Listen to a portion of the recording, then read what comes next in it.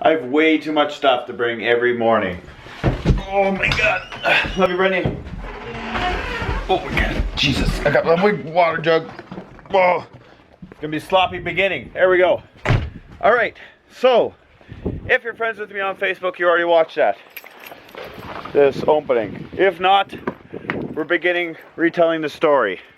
Today I'm going to begin some intensive therapy, which I'm very excited about because I'm all about this path of peace for mentally and physically.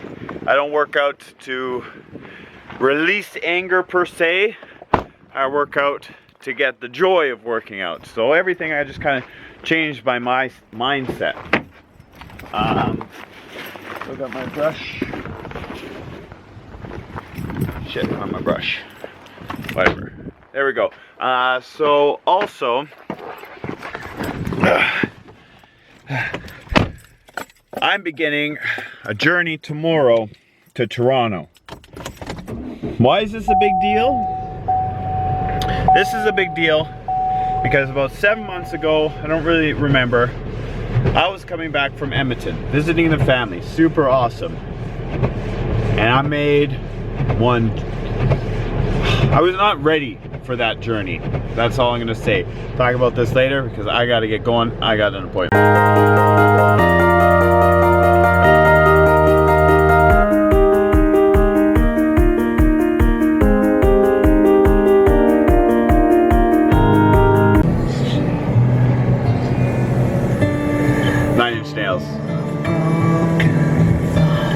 Anyway, so with that story, so we left Edmonton, great mood, finished fucking running up mountains and creating the idea actually of H.A.F.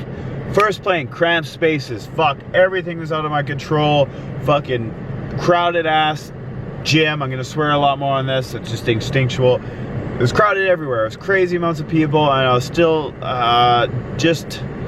I was at the peak of dealing with like all my emotions that I didn't know how to process anymore. And it was just like super crowded. I get on the first plane, I forget now, we have some issues. Then we land in, I want to say it was a direct flight. Yeah, it was a direct flight from Edmonton to Toronto. And then we get to Toronto and we have a bus. That's right, we have a hotel bus picking us up.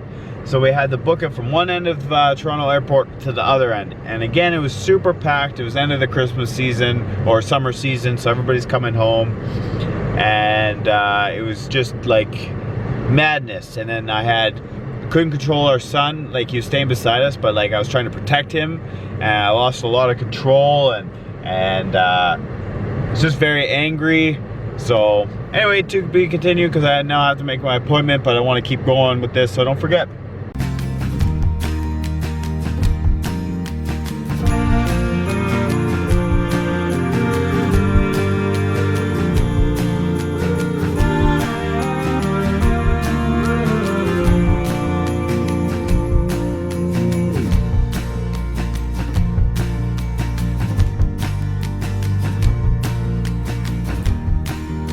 Okay, a little change of pace. My fucking mammoth mug busted. What's up? Hold on, I gotta grab this in such a precarious way. Look at this. That's not supposed to happen. You can see the little ring in there. Busted right on me. This is my favorite water jug ever. And I didn't even drop it. I just picked it up and this lid fell off. I really don't know what I'm gonna do with myself anymore. That is definitely a first world problem. I'm sure there's kids in Africa that are like, oh, that's fine, you get a 2-liter fucking jug of water and it breaks and you're sad, and I don't even have 2 liters of water. So, perspective.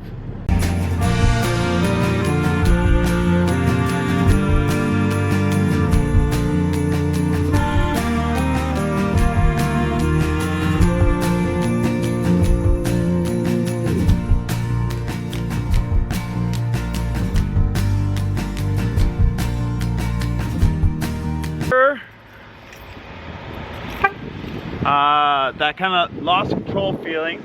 This man, Brittany is pregnant at this time. I'm really defensive. People all around us speaking different languages, and at the time it was stressful.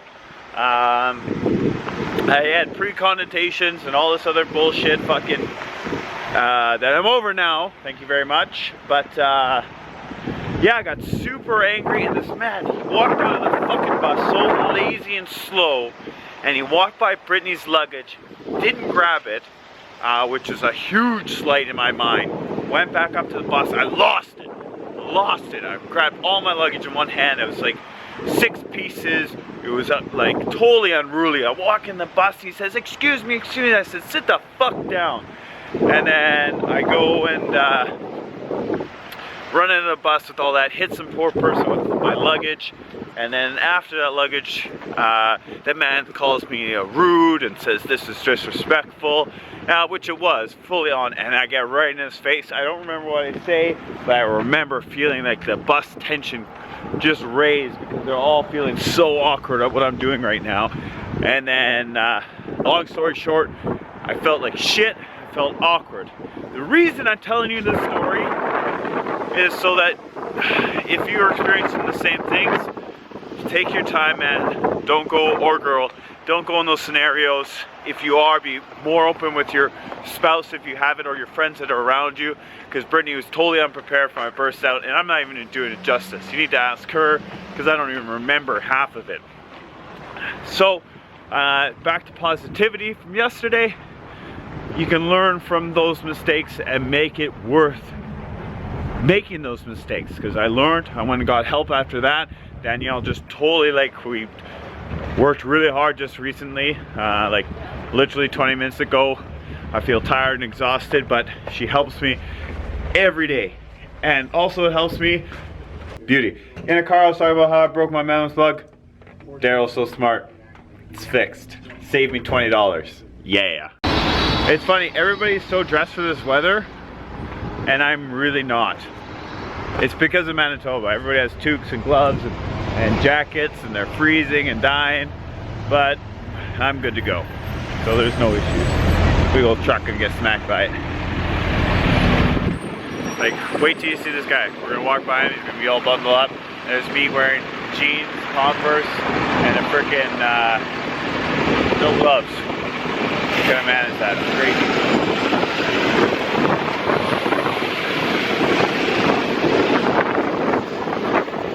What I'm saying? That is awesome. Anyway, I'm gonna go pay my meter and go get some food. See you guys. Speaking of not dressing appropriately, I've been pretty good my entire life at making sure I dress warm. But there was one time where I thought I took the dress light, freeze at night saying a little too far. And it was fucking freezing. And all I had was combat pants on, a stealth jacket, long johns, thin gloves so I can operate my weapon better, and a toque. And we sat there, it was on exercise, waiting for a helicopter evac for 2 fucking hours. I was freezing so bad. It was absolutely insane. So tell the world, funny story, you not dressing appropriately, and tell me how bad you felt. Because I had to make it look like I was tickety-boo good to go to keep the kind of the hardest fuck impression out there. So tell me a funny story, let the world know, and hopefully prevent young adults from making the same mistake that I have made, and possibly that you have made, because it's fun to spread the word. A wicked sushi place that I was brought to by Chris. Super cheap if you're in Kingston. Check it out. It's like $10 for a kick-ass bento box and some tea. And so, there we go. About to eat some sushi.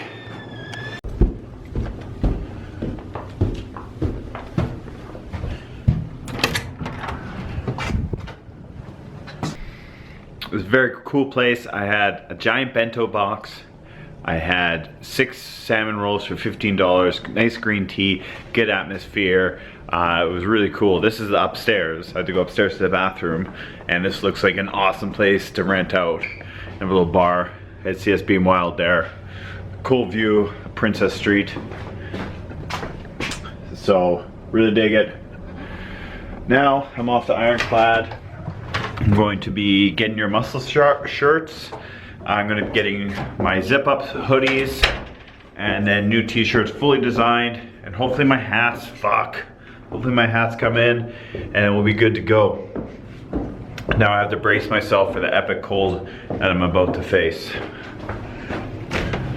To find some place.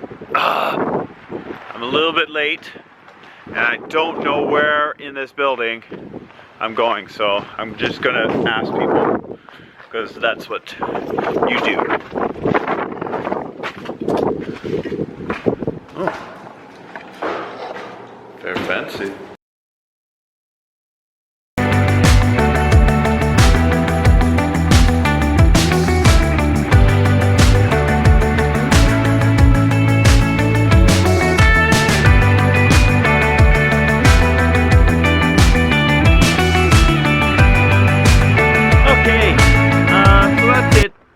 I told you guys well, it's kind of a tough story because it's me when I was kind of ignorant and unaccepting.